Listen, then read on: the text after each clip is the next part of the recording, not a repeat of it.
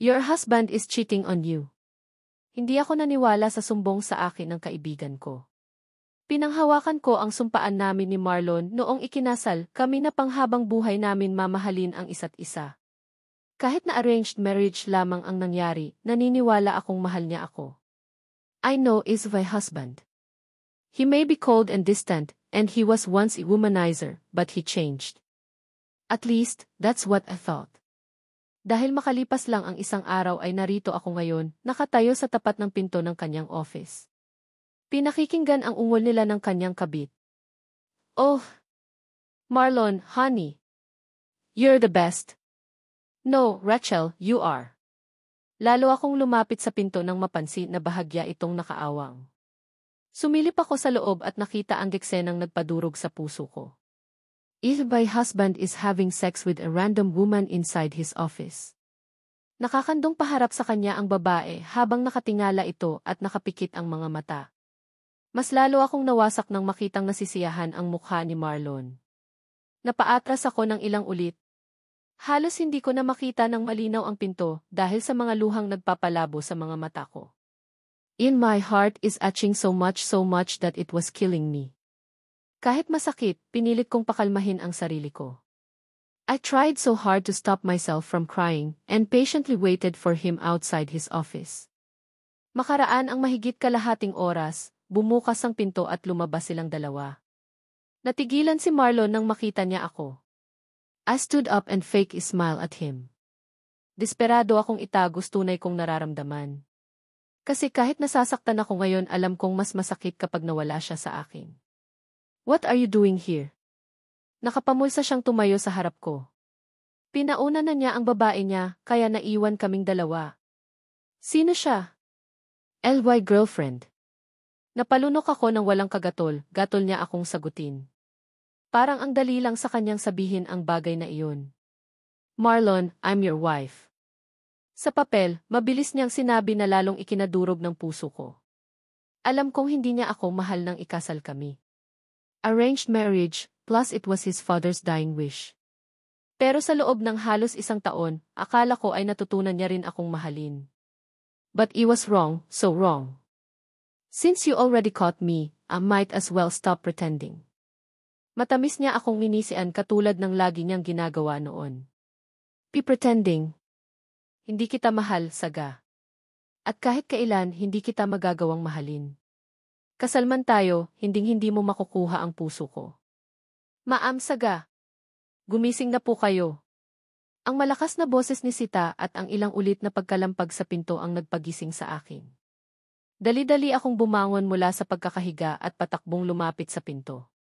Nabungaran ko ang nag-iisang katulong namin na magulo ang buhok at mukhang kakagising lang. Ma'am, dumating na si Sir Marlon. Nasa baba po siya, nagwawala. Saglit akong natigilan sa narinig. Nang makabawi ay nagmamadali akong pumanaog at naabutan si Marlon sa kusina. Nagkalat din sa sahig ang mga basag na plato at baso. Matulog ka na. Ako na ang bahala rito. Ninisyan ko si Sita bago lumapit sa asawa ko. What the hell? Gising ka pa? Halos magsalubong na ang mga tumingin sa akin. Nasaktan agad ako sa tono ng pananalita niya. Para bang iritable siyang makita ako, naiinis at nawala ng gana. Ano bang nangyari sa iyo? Lasing ka na naman. Agad ko siyang inalalayan nang mapansin na hindi tuwid ang pagkakatayo niya. This is all your fault. Kung wala ka lang sa buhay ko, masaya sana ako ngayon. Ilang ulit akong napalunok nang marinig ang mga bagay na iyon. You don't mean that, Marlon. Lasing ka lang. Ninitian niya ako habang nakapikit ang mga mata niya. Kesyo lasing o hindi, I still don't want you. Tinabig niya ang kamay kong nakaalalay sa kanya. Pagiwang-giwang siyang lumabas ng kusina at dumiretso sa hagdan para umakyat. Hinatid ko siya ng tingin habang naluluha ang mga mata ko. Nang tuluyan siyang mawala sa paningin ko, tahimik kong nilinis ang kalat na ginawa niya. Lumuhod ako sa sahig. Umiiyak na pinulot ang mga basag na plato. Isang taon na rin ang lumilipas mula nang mahuli ko siyang may kaulayaw na ibang babae sa loob ng opisina niya. Isang taon na rin na ganito lagi ang eksena sa tuwing umuuwi siyang lasing.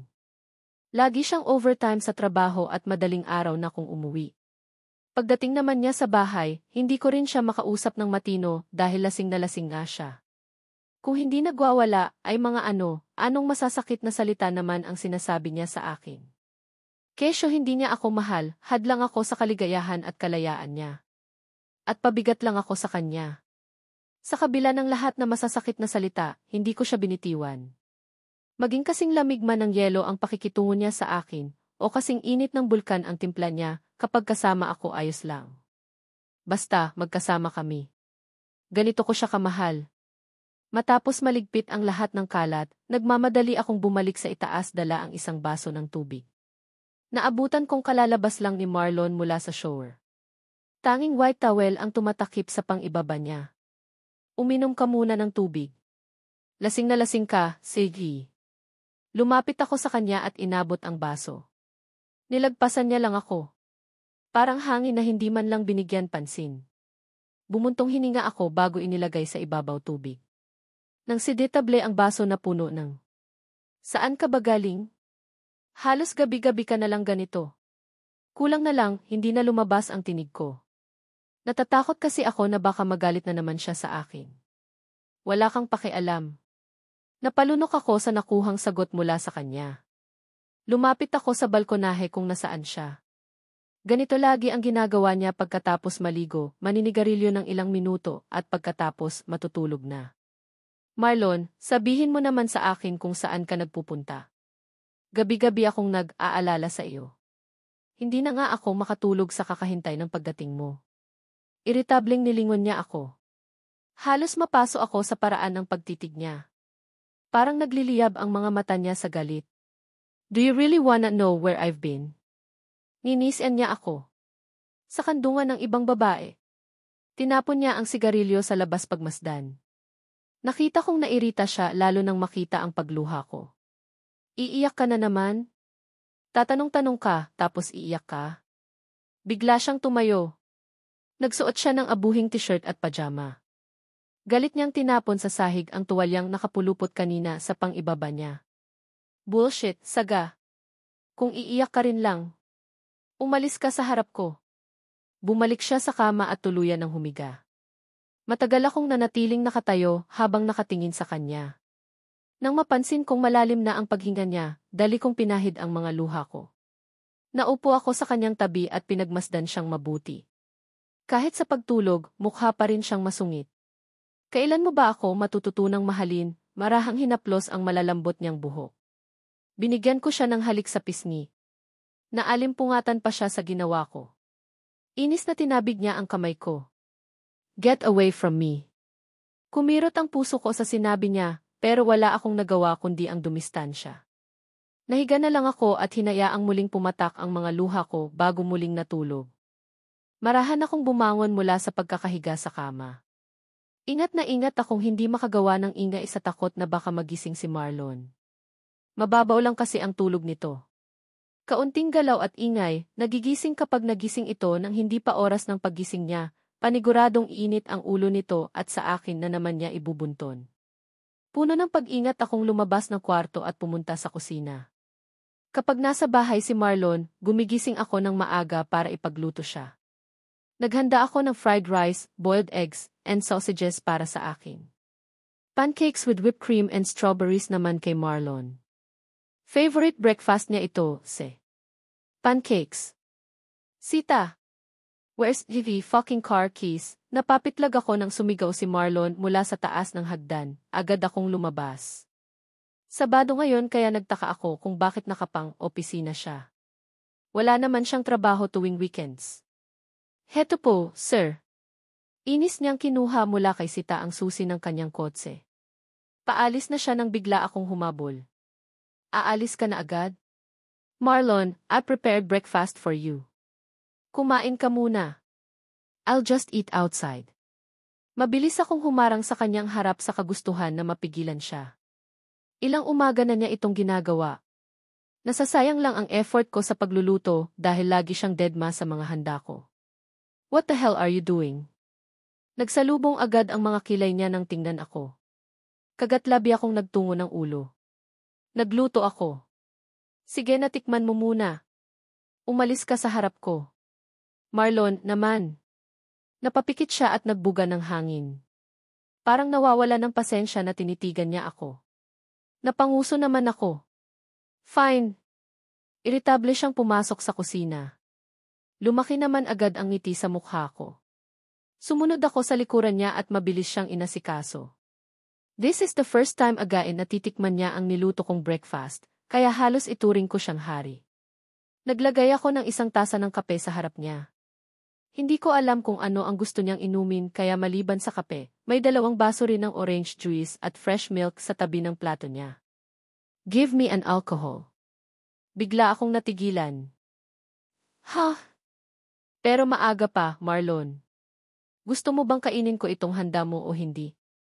Gusto. Tumayo ako para ikuha sana siya ng alak, pero natigilan ako at muli siyang hinarap. Marlon, magkape ka na lang. Oh, Juice. Bakit ba masyado kang paladesisyon, ha? Dahil masama sa kalusugan ang masyadong alkohol. Lasing ka nang umuwi kagabi, pati ba naman ngayon? Damn it. Malakas nitong tinapon sa sahig ang baso ng juice. Nabasag iyon at nagkalat ang juice sa paligid. Tangina naman, saga. Kung pakikialaman mo na lang lahat, mabuti pang hindi na lang ako uuwi. Lumakas ang kabog ng dibdib ko nang bigla siyang tumayo. Sorry na, Marlon. Umupo ka na ikukuha na lang kita. Pinigilan ko siya sa braso niya pero malakas niya akong tinabig na pasigaw ako sa sakit nang bumagsak ako sa sahig kung nasaan ang mga bubog ng basag na baso. Para hindi tuluyang jumapat ang mukha ko sa sahig ay isinangga ko ang mga palad ko. Maam, saga. Diyos ko, maam. Agad akong dinaluhan ni Sita. Nanubig agad ang gilid ng mga mata ko sa dulot na sakit ng mga bubog. Ramdam ko ang pagbaon ng mga ito sa palad ko. Naku! Paano ba ito? Ang daming dugo. Nilingon ko si Marlon para humingi sana ng tulong, pero lalong nadurog ang puso ko nang makitang wala na siya sa paligid. Naiyak na lang ako sa magkahalong sakit mula sa mga sugat ko sa palad at sa sakit na pinaparamdam sa akin ni Marlon. Grabe naman iyang asawa mo. Hanggang kailan ka ba niya ituturing na parang basura? Nagingit-ngit sa galit si Mina, ang matalik kong kaibigan, habang ginagamot niya ang mga sugat ko. Nagmamadali akong pumunta sa bahay niya kanina pagkatapos ng aksidenteng nangyari sa mansion. Nilinis at ginamot ko lang ang sugat ko, pero pagdating ko rito, muli niyang ginamot ito.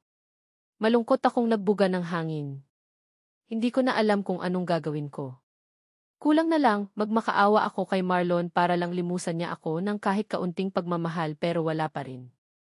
Bakit kasi hindi mo pahiwalayan, napatingin ako kay Mina sa sinabi niya. Malungkot akong umiling na ikinairap niya. Alam mo naman na matagal ko nang mahal si Marlon. Hindi pa kami ikinakasal, gusto ko na siya. Pinahid ko ang mga luha ko gamit ng likod ng aking kamay.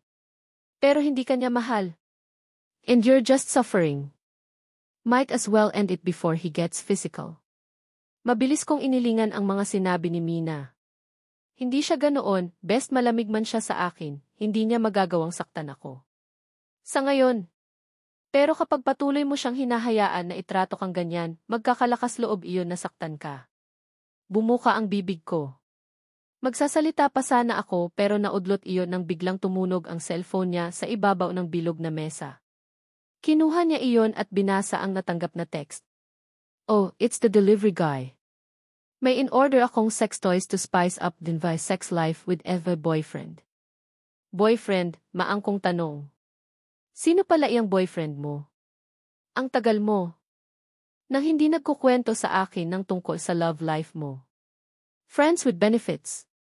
Napaisip ako sa ibig niyang sabihin. May ganoon ba? Friends with benefits. Ano naman iyon? Binalik niya sa ibabaw ng table ang cellphone niya at tumayo. Kukunin ko lang ang wallet ko. I'll be right back. Nang makaakyat si Mina sa hagdan, binaling ko ang paningin ko sa mga palad ko. Napabuntong hininga ako. Nasasaktan ako dahil parang wala man lang pakialam sa akin si Marlon. Naiintindihan kong hindi niya ako mahal, pero sana man lang magpakita siya ng kahit kaunting pag-aalala. Napukaw ako sa malalim na pag-iisip nang muling tumunog ang cellphone ni Mina. Napatingin ako roon sa aakalang mula sa delivery guy ang text, pero natigilan ako nang hindi sinasadyang mabasa ko ang mensaheng natanggap niya. I have been naughty today. I keep thinking about having raw sex with you. Oops. Biglang bumalik si Mina at pahablot na dinampot ang kanyang cellphone. Naiwan ko. Nagawa lang mahagip ng mga mata ko ang unang 2 letra sa pangalan ng sender. Ma! Kahit kumikirot sa sakit ang mga sugat ko sa palad, nagpunta pa rin ako sa grocery store para mamili ng mga gagamitin sa ihahanda kong mga pagkain para kay Marlon. Bukas ang 4th anniversary ng feelings ko para sa kanya. Tandang-tanda ko pa noong unang beses na magkita kami. It was love at first sight. Graduation day ko noon at dumalo sila ng kanyang pamilya sa aming celebration. Noon pa lang, alam kong si Marlon na ang magiging kabiyak ng aking puso. Kaya nang magdesisyon ang mga ama namin na ipakasal kami, hindi na ako tumutol pa. Tuwang-tuwa pa nga ako at pinagmamalaki ko siya sa lahat ng mga kaibigan ko. You need to get over him, Saga. Pinapaasa mo lang ang sarili mo. Malungkot akong ngumiti sa narinig na sinabi ni Mina sa kabilang linya. Best friend kita, di ba? Dapat sinusuportahan mo ako, hindi discourage. Mahal kita kaya ayaw kong masaktan ka. I'm doing this to open your eyes. Hindi ang asawa mo ang tipo ng lalaki na mag-stay sa isang babae. Just let him go. Bakit ba atat na atat kang hiwalayan ko si Marlon? For the 80th time, I won't let him go. I can never unlove Jilly husband. Natigilan ako sa pagsasalita ng matanaw ang 2 tao sa may kalayuan. Kalalabas ko lang ng grocery store at naghihintay na lang ng masasakyang taxi pa uwi. Parang dinudurog ang puso ko habang pinapanood na makipaghalikan ang asawa ko sa ibang babae. Nasa tabi sila ng kotse ni Marlon pero hindi magawang pumasok kahit nakabukas na ang pintuan dahil sa ginagawa. Marahang humahaplos at pumipisil ang mga kamay ng asawa ko sa mahubog na katawan ng babae. Bigay todo naman ang babae sa halikan nila. Wala silang pakialam kahit pinagtitinginan na sila ng mga tao sa paligid. Hindi ko na nakayanan pa ang eksena at dali-dali akong sumakay ng taksing pumara sa harap ko. Nagunahan sa pagpatak ang mga luha ko nang sandaling makapasok ako ng sasakyan. Ramdam ko ang sakit sa puso ko. Parang isang matalim na punyal ang nakatarak dito. Really, Marlon? Else can't you love me? Umiiyak pa rin ako nang makauwi ng mansion. Wala akong magawa kundi umiyak dahil ito lang naman ang alam kong gawin. Hindi ko naman siya kayang kumprontahin dahil natatakot din ako sa kanya. Ang totoo niyan, ilang beses na niya akong inalok ng divorce, pero nagmatigas ako. He said he's a womanizer and he's not willing to change for me. Sino ba raw ako sa kanya? Pero naniniwala kasi ako na darating din ang araw na mamahalin ako ni Marlon, kaso 2 taon na kaming kasal, wala pa ring nangyayari. Sa tuwing nagtatalik nga kami, lagi siyang may suot na kondom dahil ayaw niya akong mabuntis. Ayaw niyang lalong matali sa akin kaya ayaw niyang magkaanak kami. Sumapit ang gabi, malapit ng mag-alas 9 pero wala pa rin si Marlon. Kanina ko pa siya tinatawagan, kaso hindi niya sinasagot ang mga tawag ko. Siguradong kung sino-sinong babae na naman ang kasama niya ngayon. Nagpapakasasa sa kama habang ako, durog na durog ang puso at naghihintay sa kanya. Sa sobrang inis ay tumayo ako at lumapit sa kabinet. Pumili ako ng maisusuot sa tinawagan ang kaibigan kong si Jeffrey. Jelly hindi Jeffrey. Kaloka ka talaga. Umikot ang mga mata ni Jeffrey na may mapipilantik na mga pilik mata. Ang saya dito, Jeff. Ngayon lang ako nakapunta sa ganitong lugar. Sumigaw ako bago sumimsim ng alak sa hawak kong glass. Nasa isang sikat na club kami sa Manila, ang Black Liquid Club na exclusive lang sa mga artista at mayayaman na tao sa lipunan. Mabuti na lang, VIP ang kaibigan kong si Jeffrey rito kaya pinapasok ako. Ang tagal na kitang niyayang mag-clubbing, ngayon ka lang pumayag kung kailan kasal ka na. Sumayaw-sayaw si Jeffrey. Nasa gitna kami ng dance floor. Malakas ang tugtog sa loob, maingay at mausok. Sumasayaw ang iba't ibang kulay sa paligid. May mga babae ring nagsasayaw sa ibabaw ng stage, kasama ng DJ. I want to have fun, sagot ko sa pasigaw na paraan. Sandaling natigilan si Jeffrey at napatingin sa akin. Let me guess, it's about Marlon again? You're a shoal husband. Natawa ako bago lalong nagwala sa gitna. Lumaki akong mahiyain at masunuring anak sa mga magulang. Ni minsan, hindi ako uminom ng alak, Hindi ako tumakas sa gabi para mag-party at hindi rin ako nakikipag-date. Pero ibang klaseng sakit ang nararamdaman ko ngayon. Just this once, I want to forget the pain. I want to forget Marlon. Alam mo bang madalas dito ang womanizer mong asawa? What? Napatigil ako sa pagsasayaw. Halos gabi-gabing nandito ang asawa mo. Kung sino-sinong babae ang kasama, tuluyan akong nanlumo sa mga sinabi niya. Elif, didn't you tell me? Gaga. Sinabi ko sa iyo dati na may affair ang asawa mo, naniwala ka ba? Hindi, di ba? Naalala ko bigla ang nangyari 1 taon na ang nakalilipas. Si Jeffrey ang nagsabi sa akin na pinagtataksilan ako ni Marlon, hindi ako naniwala. Pero kinabukasan, nahuli ko siyang may kaseks sa opisina niya. Tuluyan akong nawala ng gana at bumalik sa table namin. Nilagok ko ang natitirang inumin sa glass ko. Magdahan-dahan ka naman, girl. Baka mainom mo pati baso. Matagal akong natulala sa kawalan habang malalim ang iniisip. Maya-maya ay ginala ko ang paningin ko sa paligid. Ang sabi mo, gabi-gabi rito ang asawa ko. Halos gabi-gabi. Nandito kaya siya ngayon? Nagkibit ng balikat si Jeffrey.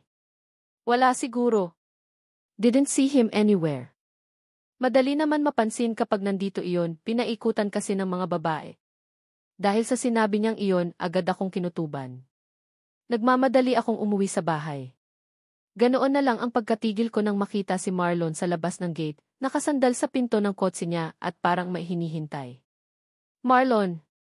Agad akong umibis ng taxi at nagmamadaling lumapit sa kanya. Akala ko hindi ka uwi. Where the hell have you been?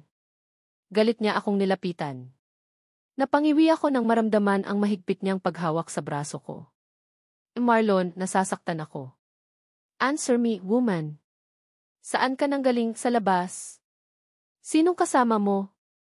Mga lalaki mo. Biglang nagsalubong ang mga kilay ko sa narinig. Ibubuka ko sana ang bibig ko para magsalita, nang bigla niya akong hilahin papasok sa gate. Halos kalagkarin na niya ako sa dahas ng pagkakahila niya sa akin. You bitch! Kaninong lalaki ka na naman nakipagkita? Sabihin mo. If! Malakas akong AGF nang bigla niya akong itulak nang makapasok kami sa mansion. Nawalan ako, sumadsad ako sa sahig. Nang balanse kaya. Napaluha ako sa sakit na naramdaman ko dulot ng pagkakabagsak. Ano na naman bang nagawa ko sa iyo? Huwag mo akong idaan sa pag-iyak mo, saga. Naiirita ako. Marlon, wala akong ginagawang masama. I was only having fun with my friend. Friend? O baka lalaki mo? Masyado kang pahinhin, pero nasa loob naman ang kulo. Someone saw you with a man at the gift. May asawa kang tao, nakikipagharutan ka pa sa ibang lalaki. Hindi ako makapaniwala sa mga naririnig mula sa kanya. Parang may maliliit na karayom ang paulit-ulit na tumutusok sa puso ko. It was Jolly. The best friend from high school. Kahit tawagan mo pa siya. Wala akong ibang kasama kundi siya lang. Sandali siyang natahimik sa mga narinig. Ang kaninang naglalagablab na mga mata sa galit, biglang napalitan ng panlalamig. Ninisian niya ako. You think I'd believe you? Alam ko naman talaga na makati kang babae. Ewan ko ba kung paano mo nagawang itago ng 2 taon ang kalandian mo. Bitch!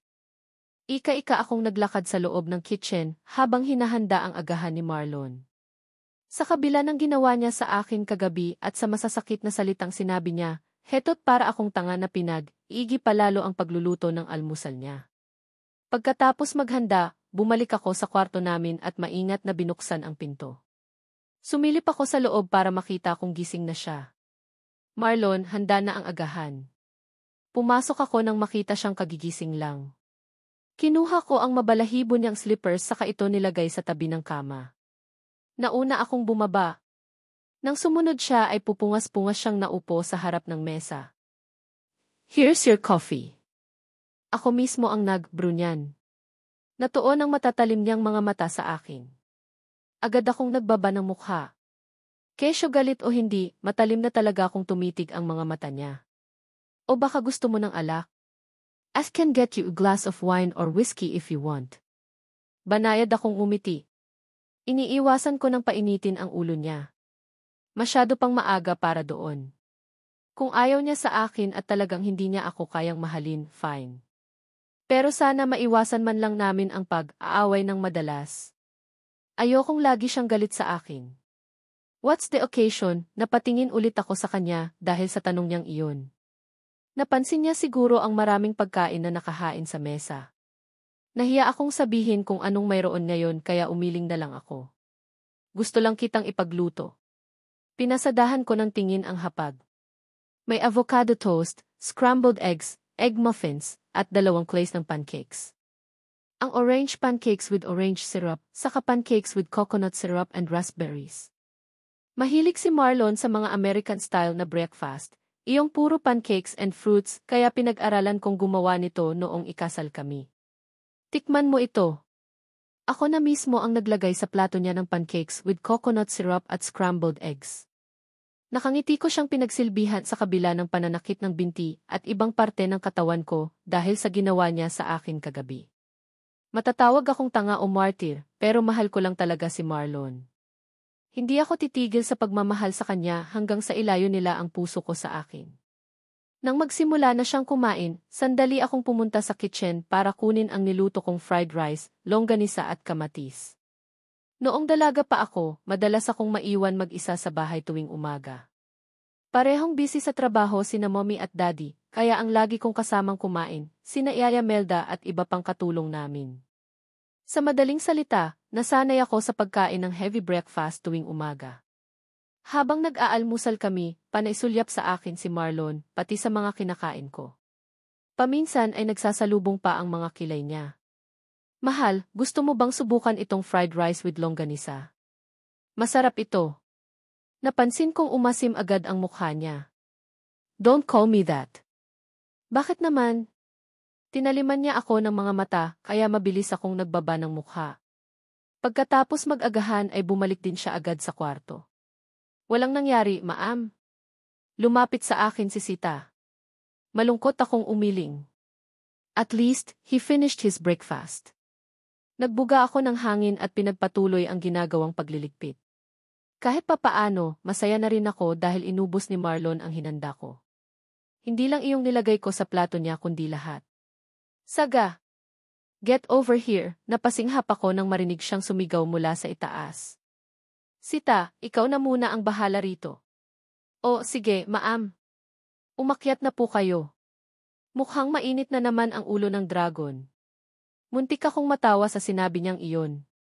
Dragon ang bansag niya kay Marlon dahil para daw itong nagbubuga ng apoy kapag nagagalit. Dali-dali naman akong pumanhik sa itaas at pumasok sa silid namin. Agad siyang hinanap ng mga mata ko sa buong paligid pero wala siya. Marlon, nasaan ka? In here. Ano ba? Pumasok ako sa banyo nang marinig na galing doon ang boses niya. Natataranta pa ako dahil sa tono ng pananalita niya. May kailangan ka ba? Where's the goddamn soap? Nako, nakalimutan kong ilagay. Lumabas ako ulit at kinuha ang sabon na gamit ni Marlon. Sorry. Order pa kasi ako dahil naubos na. Natigilan ako bigla nang sa pagpasok ko, bumungad sa akin ang hubot-hubad na si Marlon. Nakatalikod siya mula sa akin at naliligo sa loob ng shower, kaya kita ko ang matatambok na pisngi ng kanyang puwet. Nilingon niya ako. Nang makitang nakatulala lang ako at nakatitig sa kanya, tuluyan siyang humarap sa akin. Gusto kong batukan ang sarili ko ng dumiretso doon sa dragon na nakatayo ang mga mata ko. Iheto na ang dragon mo ang sabon mo di. Nilahad ko ang kamay kong may hawak ng sabon niya. Napapitlag ako nang bigla niyang hawakan ang kamay ko at pabigla akong hinila. Nawalan ako ng balanse kaya sumubsob ako sa matitigas niyang dibdib. Marlon D. Kahit basang-basa na siya ng tubig, amoy na amoy ko pa rin ang matapang niyang pabango. Humahalo iyon sa natural male scent niya na nagpa-sexy lalo sa dating niya. Nagbigay dulot iyon para mag-init ang katawan ko. Sabunin mo ako. Tumalikod siya mula sa akin. Napatitig ako sa likod niyang maskulado. My hand started to get shaky while holding the soap. Muli siyang tumapat sa tubig at inumpisahan ko naman ang pagsasabon sa kanyang likod. Lalong nanginig ang kamay ko. Napapitlag pa ako nang marahan siyang humarap makalipas ang ilang sandali. Umawang ang bibig ko habang nakatingin sa mabato-mabato niyang harapan. Lumakas ang pagninig ng kamay ko. Inumpisahan kong sabunin ang mga abs niya habang panailunok ng laway. Basang-basa na rin ako ng tubig pero nanunuyo ang lalamunan ko sa pagkauhaw. Bakit ka tumigil? Umangat ang paningin ko sa mukha niya. Matamang nakatitig sa akin ang dalawang pares ng kulay brown niyang mga mata. Marlon, kay kasi. Umangat ang kamay niya at marahang hinaplos ang pisngi ko. Wala sa sariling napapikit ako. Dinama ko ang init ng palad niya sa ilalim ng malamig na daloy ng tubig. Kinabig niya ako sa baywang.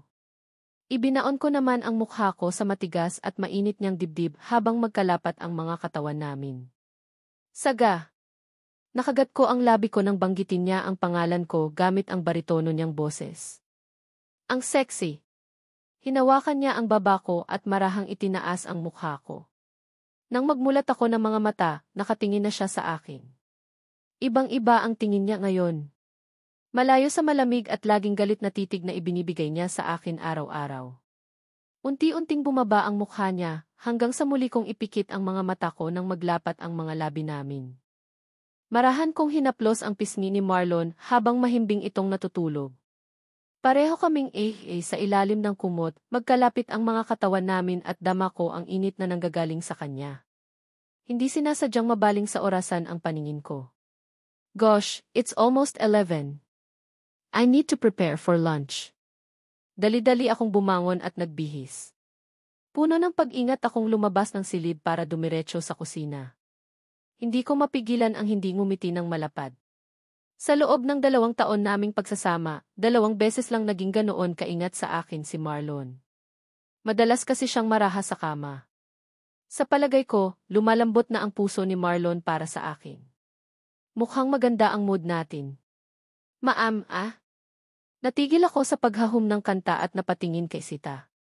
Maganda talaga ang mood ko. Bilisan na natin ang pagluluto, baka magising na si Sir mo.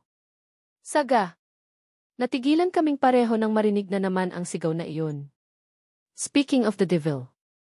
Ikaw na muna ang bahala rito, Sita. Nagmamadali akong umakyat sa kwarto namin. Yes, mahal. Tawag mo ako. Bakit ba ang bagal mo?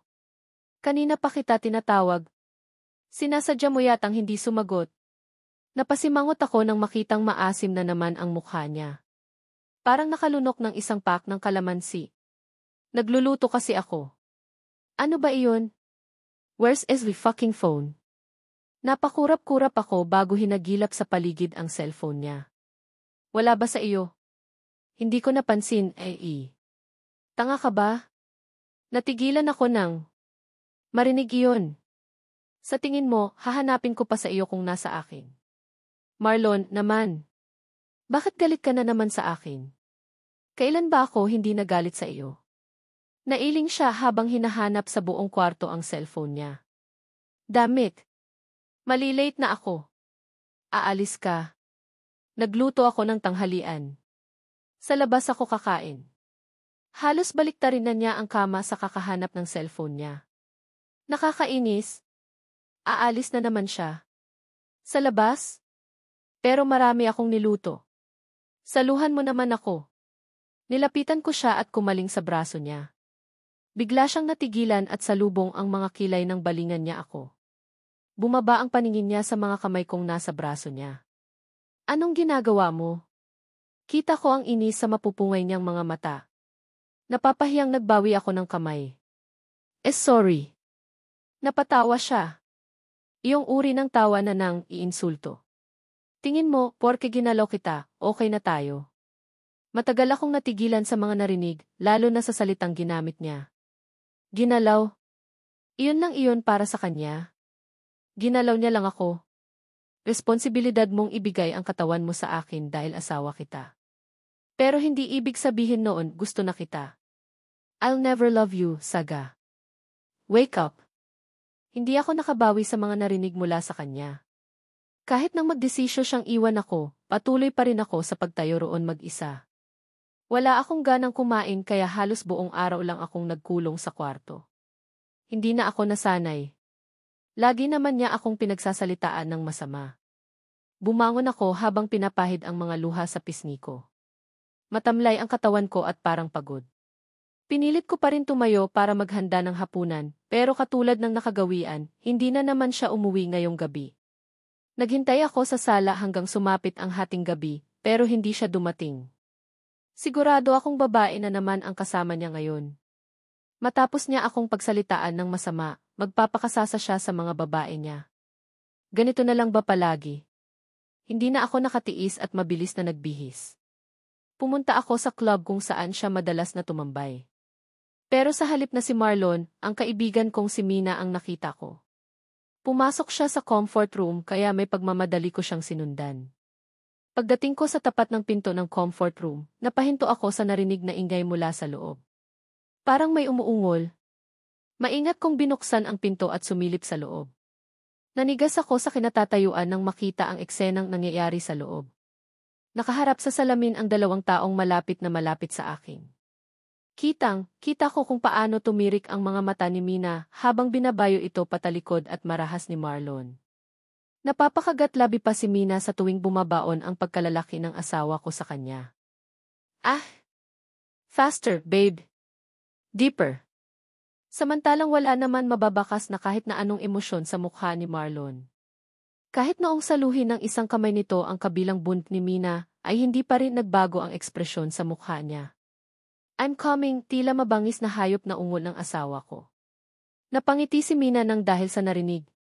Kagat nito ang labi nang mag-umpisang salubungin ang bawat bayo ni Marlon. Sabay tayo, bebe. Lalabasan na rin ako. Ah! Mas lalo siyang naging maingat. Halos tumili na siya sa tuwing pumapasok ang pagkalalaki ng asawa ko. Naninikip ang dibdib ko nang piliin kong tumalikod para hindi makita ang susunod pang mangyayari. Marlon is Jivay husband and that was Jivay friend he was fucking. Alam niyang kaibigan ko si Mina pero pinatulan pa rin niya. At si Mina naman, ang dami niyang sinasabi tungkol kay Marlon, iyon pala aahasin niya lang. Oh! Bakit ka tumigil? Mabilis kong pinahid ang mga luha sa pisngi ko nang marinig ang sinabi ni Mina. May halong inis sa boses niya. Ano ba, Marlon? Tangina naman. Lalabasan na ako. Masyado kang maingay. Oh, what? Baby, wait. Hindi mo ako pwedeng bitinin. Bumukas ang pintuan ng comfort room at bumungad sa akin ang dalawa. Natigilan ang mga ito nang makita ako. Halata ang gulat sa mukha ni Mina habang tila wala lang para kay Marlon ang makita ako. Saga? Be best? Anong ginagawa mo dito? Hindi ka naman nagpupunta sa ganitong lugar, ah? Kahit naninikip ang dibdib ko at pakiramdam ko'y babagsak ang mga tuhod ko sa panlalambot, nagawa ko pa rin silang lapitan at malakas na sinampal sa pisngi si Mina. Kaya pala gusto mong hiwalayan ko na. Si Marlon, para mapunta sa iyo. Sinasaksak mo ako sa likod, wala man lang akong kaalam-alam. Muling umagos ang masaganang luha sa pisngi ko. Hawak ni Mina ang pisngi niyang sinampal ko. Hindi siya nagsalita at hindi niya ako ginantihan, pero kitang-kita ko ang inis sa mukha niya. Bigla akong hinawakan ni Marlon sa kamay at hinila palayo roon. Bitiwan mo ako. Binawi ko ang kamay kong hawak niya nang makarating kami ng underground parking lot ng club. Malalim siyang huminga bago humarap sa akin. What are you doing here? Kaibigan ko pa talaga? Naiiling siyang umiti. We have an agreement. Agreement, GVS. Ni minsan, hindi ako pumayag sa agreement na iyan. Walang lakas na sinuntok ko siya sa dibdib. Bakit kailangang si Mina pa? She's a boyfriend. If you can't tolerate this, then let's just get divorced. No.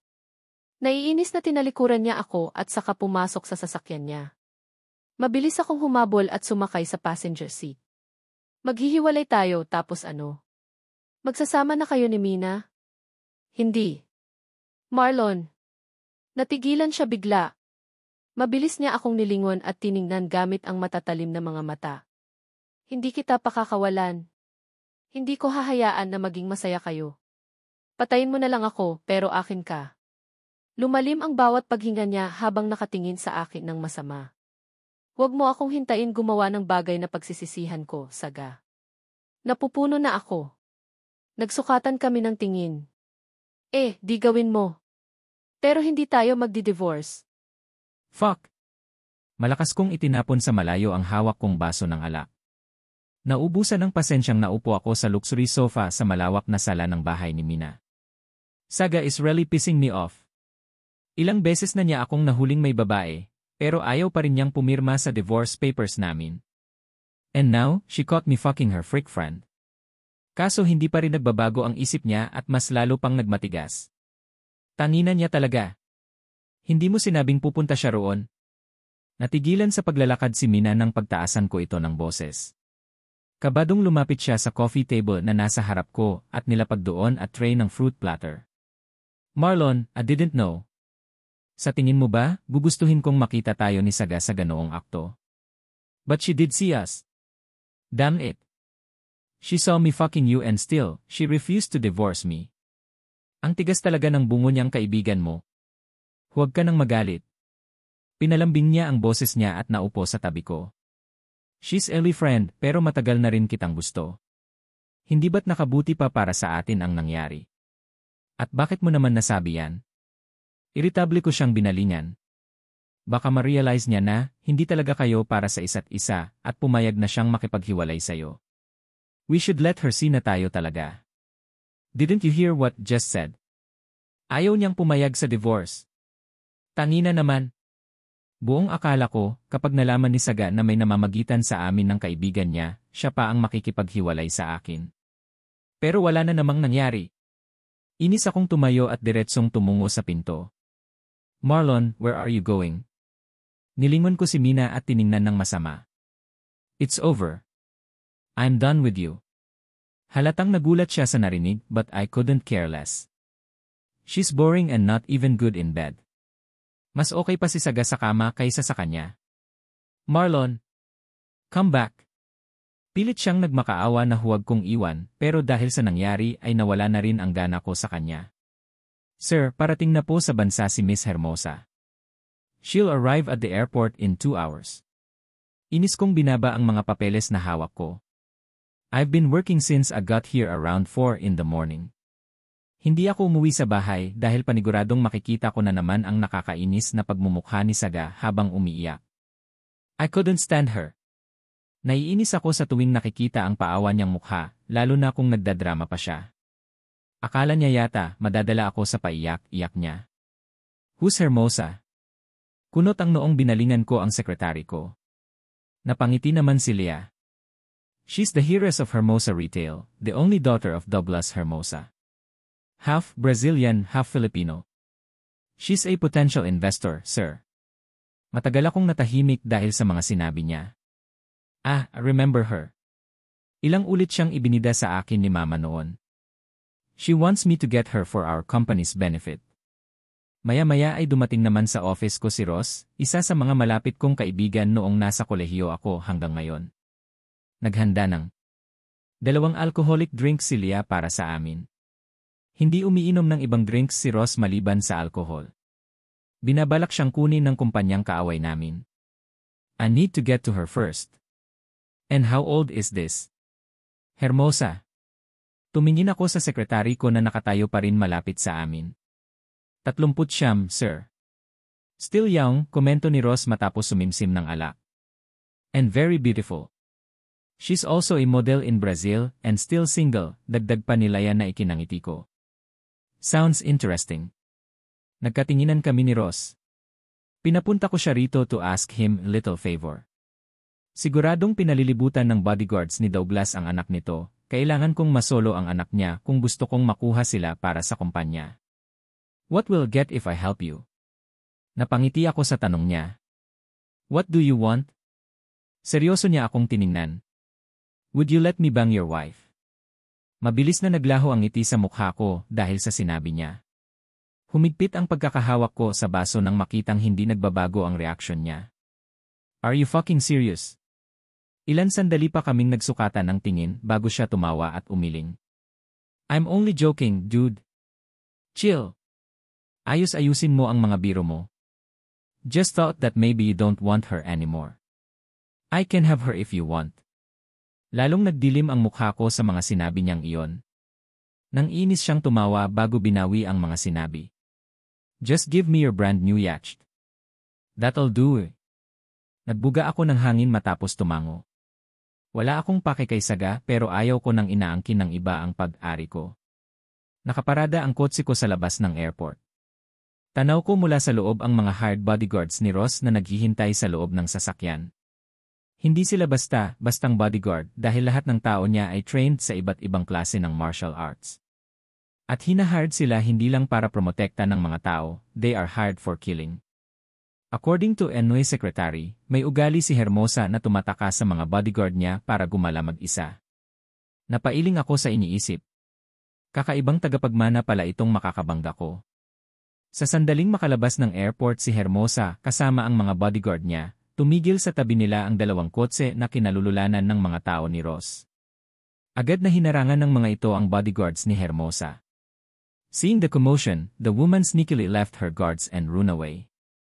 Umibis naman ako ng sasakyan at agad siyang pinigilan sa braso nang makalapit siya sa kotse ko. Miss Hermosa.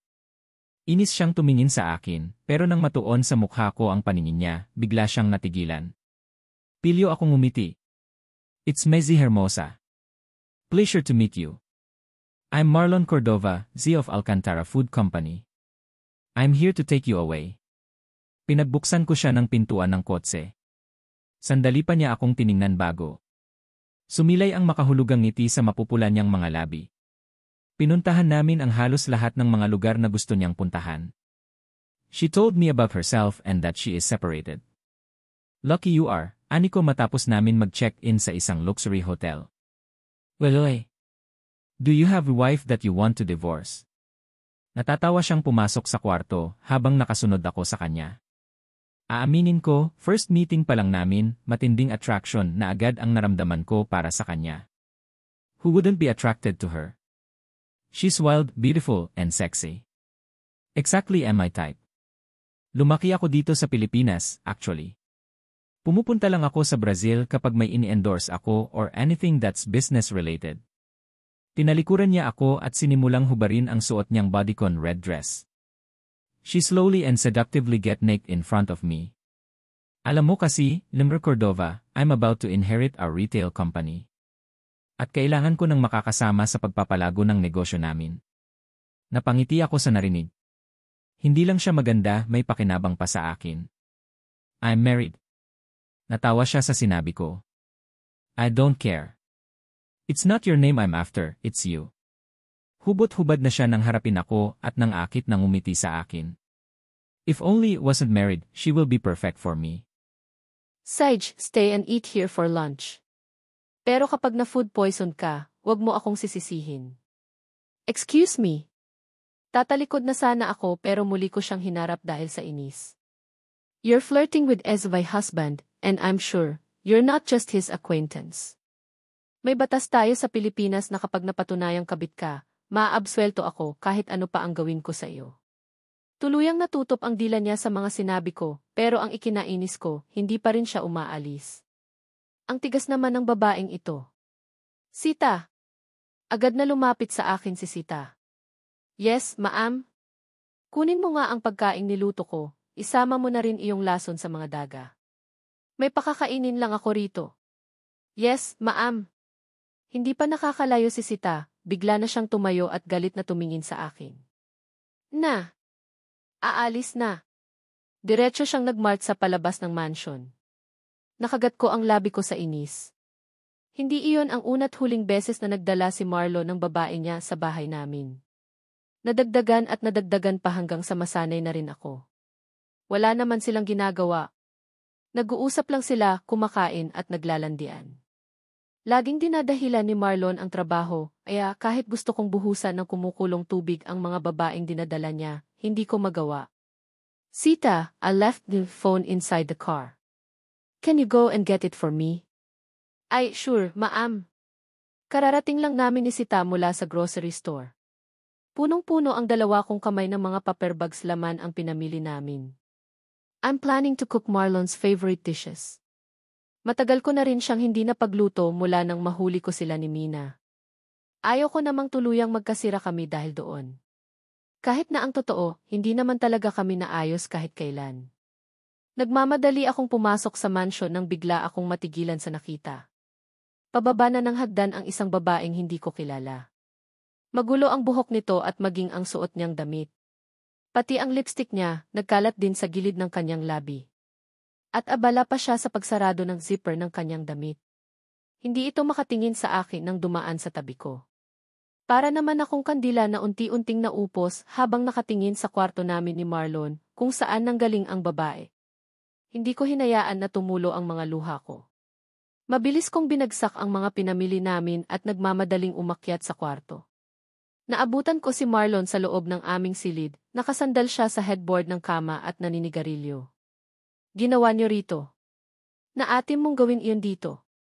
Napakababoy mo. Sa sarili pa nating kwarto. Tinawanan niya ako na para bang isang joke lang ang mga sinabi ko. Hindi naman ako ganoon kawalang hiya. We did it in the kitchen. Pakiramdam ko ay kinakapos ako ng hininga dahil sa sobrang sakit. Bakit ba hindi pa ako nasanay? Lagi naman ganito ang ginagawa niya. Tangina naman. Iyak na naman, saga. Inis na tumayo si Marlon at nagbihis, pagkatapos ay muling naupo sa gilid ng kama para magsuot ng medyas. Sinamaan ko siya ng tingin. Anong gusto mong gawin ko? Tumawa. Sinulyapan niya lang ako. Pirmahan mo na kasi ang divorce papers natin nang hindi ka na nasasaktan. Ayoko. Napatingin siya sa akin dahil sa mabilis kong pagsagot. Puta naman. Saga, martyr ka ba talaga? Mas masasaktan ako kapag nawala ka. Bigla siyang natigilan sa sinabi ko. Matagal kaming nagkatitigan bago ko pinahid ang mga luha sa pisngi ko. Dinampot ko ang sapatos niya sa tabi ng pinto at marahan na nilapag ito sa tabi niya. Hindi kita iiwan kahit ilang beses mo pa akong ipagtabuyan. Nambababae ka ngayon pero alam kong pagsisisihan mo rin iyan balang araw. Magigising ka rin, Marlon. Makikita mo rin ang halaga ko. Bumaba ang mukha ko at hinalikan siya sa pisngi na mas lalo niyang ikinatahimik. Mabilis akong lumabas ng kwarto at hinayaan na muling umagos ang mga luha ko sa pisngi. Balang araw, alam kong maghihiwalay rin kami ni Marlon. Pero kung mangyayari nga iyon, sisiguraduhin kong hindi ako ang bumitiw. Dahil tutuparin ko ang ipinangako ko sa kanya sa harap ng Diyos. Mamahalin ko siya habang buhay hanggang sa kamatayan. Nilingon ko ang kwarto namin. Sana lang dumating na ang araw na mapagod na rin akong mahalin ka. At sana, sa araw na iyon, ikaw naman ang magmamahal sa akin pero ako, hindi na ikaw ang laman ng puso ko. Laglag ang mga balikat ko habang nakatanaw sa gate ng mansion mula sa nakabukas na pintuan. Parang mawawasak ang puso ko sa sama ng loob at pag-aalala. Mag-iisang linggo na mula nang mahuli ko sa club sina Marlon at Mina. Ganoon katagal na rin mula nang huling umuwi si Marlon sa bahay namin. Hindi ito ang unang beses na gawin niya ito, pero ito ang unang pagkakataon na tumagal ng isang linggo ang hindi niya pag-uwi. Hindi ko maintindihan. Ginagawa ko naman lahat ng gusto niya, nagiging mabuti at maunawain akong asawa, pero bakit hanggang ngayon hindi niya ako kayang tingnan bilang kabiyak? Ma'am, bakit ba kasi ayaw niyo pang pirmahan ang divorce papers? Kayo lang ang nasasaktan, Sei. Narinig ko ang boses ni Sita mula sa likuran. Malungkot ko itong nilingon at inilingan.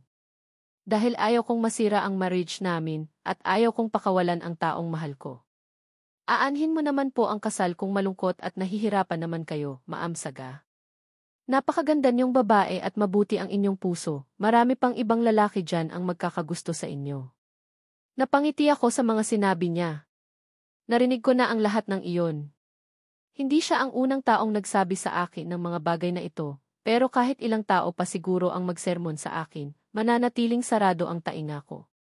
Kung dati nga na makita ko lang si Marlon mula sa malayo, halos magtatalo na ako sa tuwa at kilig. Ngayon nakasal na kami at magkatabing natutulog sa iisang kama, magrereklamo pa ba ako? Kahit hindi niya na ako mahalin, ang mahalaga, mahal ko siya. He don't need to do anything aside from staying beside me. Masaya at kontento na ako. Malalim na buntong hininga ang pinakawalan ni Sita nang marinig ang mga sinabi ko. Nailing na lang ito bago ako tuluyang iniwan at bumalik sa kusina. Alam kong tanga na ako at martyr, pero hindi ko talaga kayang pakawalan si Marlon. Hinding-hindi ko siya bibitiwan kahit anong mangyari.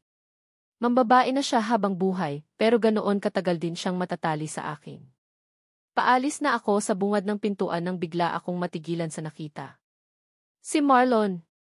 Malapad akong humiti nang matanaw ang paghinto ng kotse ng asawa ko sa labas ng gate. Umibis siya ng sasakyan. Palabas na sana ako para salubungin siya, pero natigilan ako sa sumunod na nangyari.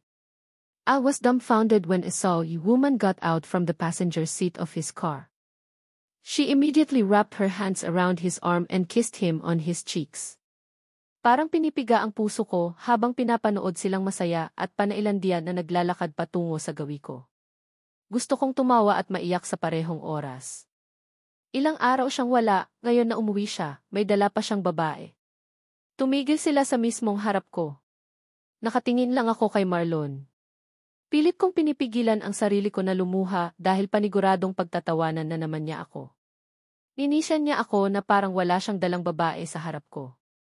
Ipaghanda mo kami ng makakain. We're hungry.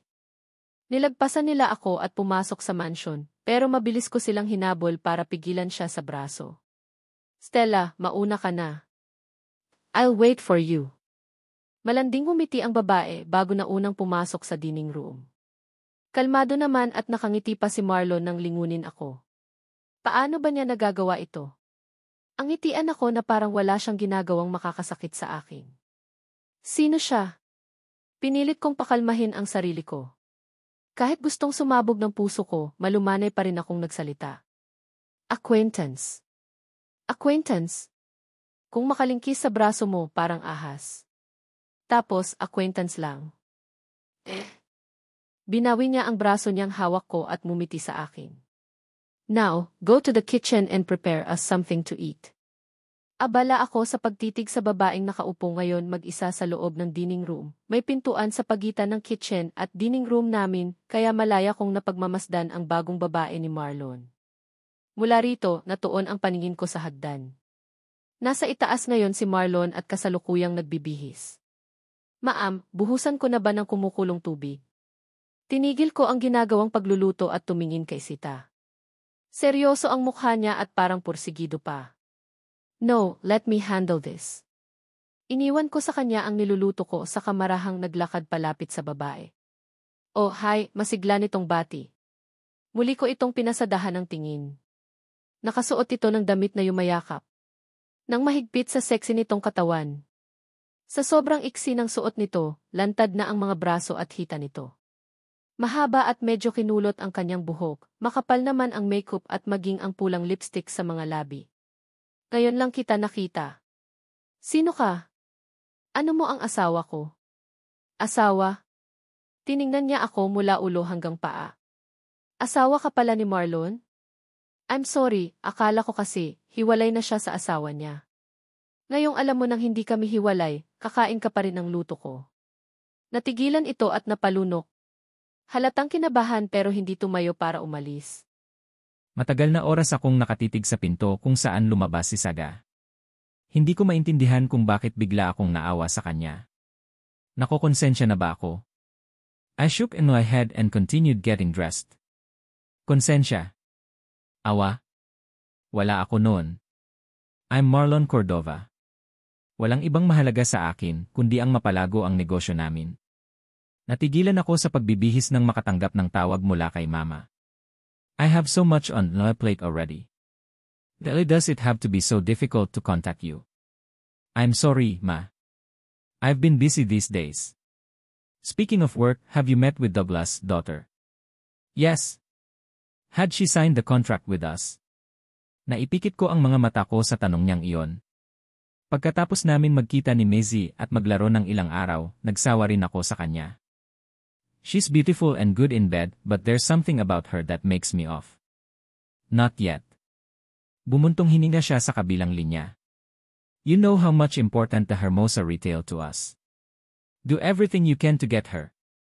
Don't make me regret the decision of trusting you, Marlon. Hindi pa ako nakasasagot, ibinaba na niya ang tawag. Matagal akong nakatingin sa cellphone ko. I've been trying so hard to get my mother's approval, pero mula nang ipamana niya sa akin ang Alcantara of Food Company, hanggang ngayon ay hindi ko pa nakukuha yon. Lily Mother's Company is their family's legacy. Kaya naiintindihan ko kung bakit napaka-hands-on niya rito kahit ako na ang namamahala. Niluto ko ang mga paborito mo. Heto, oh. Nakangiting kumuha ng baked cheesy shrimp si Saga at marahang inilagay sa plato ko. Mula sa pagkain ay nabaling ang paningin ko sa mga nakahanda sa mesa. Carbonara, rib-eye steak, veggie skillet, and even Loy favorite dessert, tart ox myrtles. Lahat ng gusto ko hinanda niya. Nagbukas pa siya ng mahal na alak at pinagsalin ako sa baso. What's the occasion? Hindi ba dapat nagagalit ka ngayon sa akin? Sa totoo lang, ang buong akala ko ay magtatalo na naman kami. Ganoon naman lagi si Saga, mahinhin kuno at hindi makabasag pinggan pero katulad lang din siya ng ibang babaeng asawa na isang bungangyera. Gusto ko tuloy matawa nang maalala ang ginawa niya kay Stella noon. Si Stella ang unang babaeng dinala ko sa pamamahay namin. I was hoping to get her pissed so brought women to the house. Baka kasi kapag sumobra na ako sa panggagago ko sa kanya, eventually, susuko na rin siya at hihiwalayan ako. But instead of doing that, tinakot pa niyang lalasunin si Stella. Matamis niya akong inisyan matapos hawakan ang kamay ko. Alam ko ang ginagawa mo. Ginagawa ko. Natigilan ako sa pagkain. Nagdadala ka ng babae rito para magalit ako at hiwalayan na kita. Iyon, di ba? Natigilan ako sa mga narinig mula sa kanya. Dang this woman. Is she a mind reader now?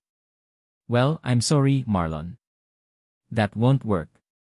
Kahit umabot pa ng 1,000 ang babaeng dadalhin mo sa pamamahay natin, I won't divorce you. Kumunot ang noo ko nang makita kung paano niya akong ngitian habang parang nagbabanta ang mukha niya. Kain na. Masarap itong lahat. And then bumalik na naman siya sa pagiging sweet at akala mo'y inosente. Nailing na lang ako. Minsan talaga pa iba ang ugali niya. Hirap spelling in. Huwag mo na akong hintayin mamayang gabi. Hindi ako uwi. Saan ka matutulog? Busy ako sa trabaho, malamang sa opisina. Gusto mong dalhan kita ng pagkain sa office mo? Napatingin ako sa kanya nang pinalambing niya ang boses niya. Ano bang akala mo sa akin, bata? Sungit naman. Ayaw ko lang na. Magutom ka, eh. Mumuso siya at saka itinuon na lang sa pagkain ang atensyon. Pagkatapos magtanghalian ay naghanda na akong pumasok sa office. Mabilis na lumapit sa akin si Saga, dala ang briefcase ko, susi ng kotse ko at cellphone ko. Dinaig pa niya ang alalay ko. Ingat ka, ah. Natigilan ako nang tumingkayad siya at mabilis akong hinalikan sa mga labi. Matagal kaming nagkatitigan pagkatapos noon. Nahihiya siyang umiti sa akin, kahit ang mga pisngi niya ay pulang-pula sa kahihiyan. We've been married for 2 years but this is the first time that she did that. Tangina! Bakit ba ako natutulala? Ano ngayon kung halikan niya ako? Mag-asawa naman kami. Damit. Nailing ako sa sarili ko nang maisip ang mga pinagsasabi ko. Ano yon? Okay lang na halikan niya ako. Dahil kasal naman kami? Kailan pa naging okay sa akin ang kasal namin ni Saga? She's nothing but a headache to me. Kung pwede lang magbenta ng asawa, eh. Ang tigas talaga ng babaeng iyon. Habang sinasaktan ko, mas lalo pa yatang nahuhulog sa akin. Tanga talaga. Naiiling ako habang nakaupo sa silya ko at nakatanaw sa labas. Glass ang wall ng office ko at medyo may kataasan ang building ng company namin, kaya malaya kong natatanaw ang view sa labas. Kanina mo pa bukang bibig ang asawa mo, sir. That's new. Shut up. Napahilot ako sa sentido ko dahil sa sinabi ni Leah. Dahil sa inis ko, si Saga tuloy ang laman ng mga salita ko. Tangina. Sir, if you want, I can help you. Natawa ako sa sinabi niya. Nilingon ko siya at tinaasan ng kilay. Nadala ko na lahat ng klase ng babae sa bahay, it's no use eh. Matigas ang paninindigan ni Saga. That's not what I meant, sir. Then, what? Gumuhit sa malapad na ngiti ang mula niyang mga labi. May inilabas siyang calling card at nilapag iyon sa desk ko. Kung ayaw niyang i-divorce ka sa pambababae mo, bakit hindi siya ang divorce mo sa panlalalaki? Natawa ako na naiiling sa narinig. Walang lalaki ang asawa ko. Masyado iyon baliw sa akin para magloko. Tinuro niya ang card sa desk ko. You can contact them if you want to be Ray, sir. Mag-hire ka ng lalaking akit at magpapanggap na kabit ng asawa mo. After you gather proof of their illicit affair, then you can file for divorce. Nagsalubong ang mga kilay ko sa narinig. Kinuha ko ang card sa mesa at tinitigan ito. Walang ibang nakalagay roon kundi ang mga letrang VC. Sa ibaba ng mga letra ay phone number. Is this even legal? Of course not. Natawa pa siya. You can give it a Ray. Malay mo, sir. Iyan na ang sagot sa mga problema mo. Kanina pa nakalabas ng office ko si Leah pero nakatitig pa rin ako sa card na ibinigay niya. Matagal akong nag-isip. I'll hire someone to seduce my wife. Nailing ako. Kalokohan.